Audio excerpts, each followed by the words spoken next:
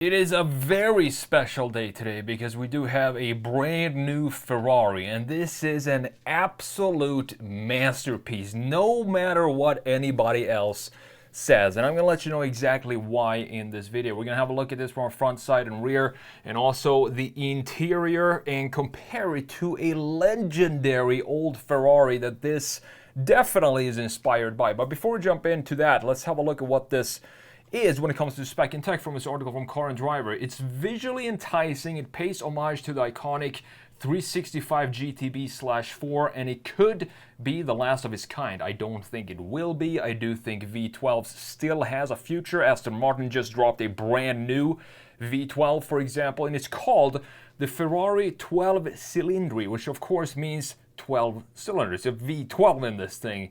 The car is coming later this year with a price expected to be in the low 400,000s. An open-air 12-cylinder Spider will also follow in late 2024, and that looks absolutely stunning.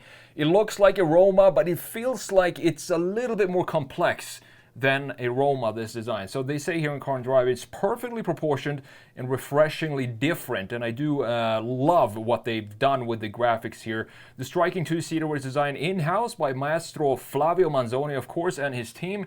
It should be badged the Daytona, but that won't happen because Ferrari already used that name on the limited edition mid-engine Daytona SP3, but I would love if they called this the Ferrari Daytona. It would just make so much sense. The tweaked, normally aspirated 6.5-liter V12 is an evolution of the milestone fitted in the Icona series and the outgoing A12 GTS and the Purosangue as well. It's redline, it's a V12, and it redlines at 9,500 RPM. This will be a screamer, but unfortunately, Ferrari said that they had a lot of challenges making this engine, a naturally aspirated V12, with the new regulation, the noise regulations that you have specifically in Europe. They needed to dial down the noise, which is ridiculous to me. If you have a V12 Ferrari, they're so rare, who cares?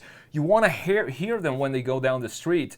So instead, what they did, they amplified the noise inside the cabin and muted it on the outside. I guess that's one way to get around it. So it delivers 819 horsepower at 9,250 RPM, and you also have 500 pound-feet of torque. The old 7-speed dual-clutch automatic fitted in the A12 Competizione has been replaced by a closer ratio, faster shifting 8-speed. So I have one more gear here. 0 to 60 in 2.9 seconds. It will probably be faster than that. And then you have 0 to 124 miles per hour in under 7.9 seconds, as Ferrari stated themselves. We started work on this car 4 years ago when everyone was talking about electrification and nothing else. Ferrari will launch a completely electrified vehicle next year, but the 12-cylinder is the exact opposite, and I love that. It doesn't even feature a hybrid system. Instead, the main inspiration was the rich heritage, outstanding performance, and the amazing presence of the Ferrari GTs of the 60s and the 70s. You can clearly see that in this design. They say it's a state-of-the-art muscle car with style and manners. The R&D department shortened the wheelbase as well compared to the A12 Superfast, and that will definitely help improve the handling. You also have rear-wheel steering, some proper brakes as well, obviously. Claimed 100-foot stopping distance from 62 miles per hour. You have 21-inch wheels with 275s in the front, 315s in the rear. The design is clean and modern, they say, avoiding false retro touches. Contrasting delta screen in the rear window, for example, are some of the cool graphic features we have here. The sporty visor effect, wraparound greenhouse, and the black panel that connects the headlights, which is clearly a tribute or homage to the Daytona. You have low drag wheels milled from 4 solid blocks of aluminum. Looking at the interior, I'm not a huge fan of Ferrari interiors. The screens are very laggy most of the times, and overall the design just feels a little bit too complex for me. But you have the driver and passenger get their own 2 displays, which are connected by a large central 10.3-inch touchscreen, accessible by both occupants. Now, they will also drop a Spider version, and you have the top going up and down in just 14 seconds. Now, the pricing for this, in Europe, the coupe starts at the equivalent of $417,000, while the Spider starts at $465,000. So with that said, let's jump into Photoshop here and let's have a look at this beauty of a machine. I love pretty much everything about this car because I can clearly see the Daytona in here. I'm going to pop it in later on so you can see exactly what I'm talking about. what I love what Ferrari is doing these days is they have the Roma Pro Sangue style of design, which means very clean, fluid, organic, very Italian surfaces. And then they have a combination here. So we have a lot of cool graphics going on in this car. And just have a look at this gorgeous fender that we have here, sticking up right over the wheel arch, looking beautiful. The Daytona front end, you have the headlights here with the little slit of LED down below. And this looks surprisingly clean for Ferrari these days. Just have a simple intake like this. We have a horizontal line in the top and also down here at the bottom, looking absolutely stunning. I'd also love these wheels. They look great. We have some more pieces down here, which you can see, but they're still relatively simplistic styling. Compare this to the F8 Tributo a couple of years ago when they were peak over styling. I thought that was not Ferrari at all, and I'm glad to see that they're dialing it back a little bit and starting to clean up their designs and still playing around with some very, very cool graphics. I love this front feature here. They asked Flavio Manzoni, the design director of Ferrari, if the customers have the option to have this piece body colored, and he said, over my dead body. And I absolutely love that, because that's exactly what I think as well. You know, this is a feature that you don't want to have in body color. It would ruin pretty much everything that has to do about this design and going back to the 60s and 70s. So I'm glad that he's stuck with it, and he's definitely not going to allow customers to have this piece in the front or this piece in the back be body color. Those are key graphic components of the entire car, and it makes up a huge part of the design.